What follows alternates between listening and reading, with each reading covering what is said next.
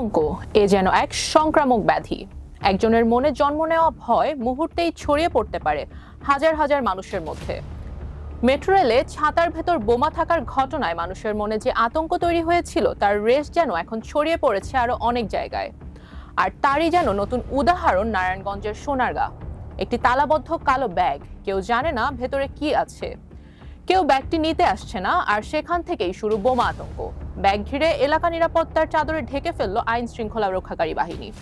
ঘটনাস্থলে পুলিশ, গোয়েন্দা police, RAB সবশেষ হাজির হলো ঢাকা মহানগর পুলিশের বম্ব ডিসপোজাল ইউনিট। এমনকি নিরাপত্তার স্বার্থে বন্ধ করে দেওয়া হলো ঢাকা চট্টগ্রাম মহাসড়কের যান চলাচল।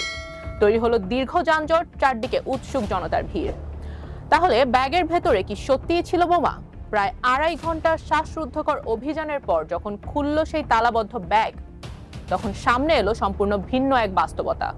ঘটনাটি শনিবার 25 জুলাই সন্ধ্যায় নারায়ণগঞ্জের সোনারগাঁ উপজেলার নয়াপাড়া এলাকায় ঢাকা চট্টগ্রাম মহাসড়কের পাশে মেসার্স ইউনাইটেড ফিলিং স্টেশনে সন্ধ্যা 6:30টার দিকে এক নারী ফিলিং স্টেশনের ভেতরে রেখে যান কালো রঙের একটি তালাবদ্ধ ব্যাগ। এরপর সময় গড়িয়েছে, কিন্তু ব্যাগটি নিতে কেউ আসেননি।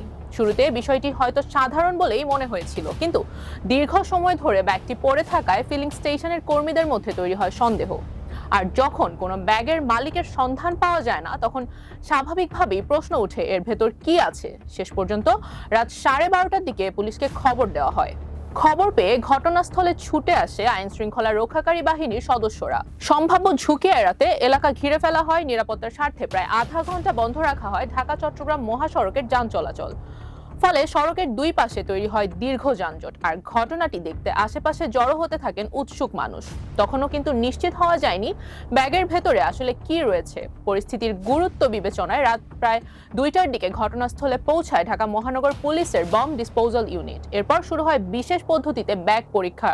অপেক্ষা বাড়ছিল, উৎকণ্ঠাও বাড়ছিল। একটি প্রশ্ন তখন সবার মনে, বোমা আছে নাকি আতঙ্কটাই অমূলক? অবশেষে রাত 2:15টার দিকে খুলে ফেলা হয় ব্যাগটি, আর ব্যাগ খুলতেই যেন কয়েক ঘন্টার আতঙ্ক এক মুহূর্তে উধাও। ভেতরে কোনো বোমা নেই, নেই কোনো বিস্ফোরকও। ছিল কিছু ছেঁড়া কাপড় চোপড়, একটি পার্স, জাতীয় পরিচয়পত্র এবং একটি পেশাদার ড্রাইভিং লাইসেন্স। অর্থাৎ যে ব্যাগকে ঘিরে কয়েক ঘন্টা ধরে তৈরি হয়েছিল বিস্ফোরণের আশঙ্কা, শেষ পর্যন্ত তার ভেতর থেকে বেরিয়ে এলো একেবারেই সাধারণ কিছু ব্যক্তিগত সামগ্রী। কিন্তু গল্প এখানেই শেষ নয়, কারণ এখন সামনে আসছে আরেকটি প্রশ্ন, ব্যাগটি সেখানে রেখে গেলেন কে, আর কেনই বা সেটি নিতে আর কেউ ফিরে এলেন না। সোনারগাঁ থানার ভারপ্রাপ্ত কর্মকর্তা গোলাম সারওয়ার জানিয়েছেন, প্রথমে ব্যাগটিতে বোমা থাকার সন্দেহ করা হয়েছিল, তবে পরীক্ষা করে কোনো বিস্ফোরক পাওয়া যায়নি। ব্যাগটি কি উদ্দেশ্যে সেখানে ফেলে রাখা হয়েছিল সেটি এখনো খতিয়ে দেখা হচ্ছে। এই ঘটনায় বড় কোনো বিপদ ঘটেনি, এটাই স্বস্তির খবর। স্বাভাবিক হয়েছে মহাসড়কের যান চলাচল। সাম্প্রতিক সময়ে একের পর এক সন্দেহজনক বস্তু ঘিরে আতঙ্ক তৈরি হওয়ায় মানুষের মধ্যে স্বাভাবিকভাবেই নিরাপত্তা উদ্বেগ বেড়েছে।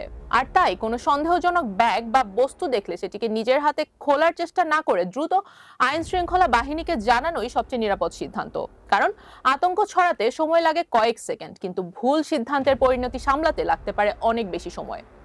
আজকের ঘটনায় বোমা পাওয়া যায়নি, পাওয়া গেছে শুধু ছেঁড়া কাপড় চোপড়, ব্যক্তিগত সামগ্রী। কিন্তু প্রশ্নটি থেকেই যাচ্ছে, আমাদের চারপাশে সন্দেহ বাড়ছে নাকি সত্যিই বদলে যাচ্ছে নিরাপত্তার বাস্তবতা?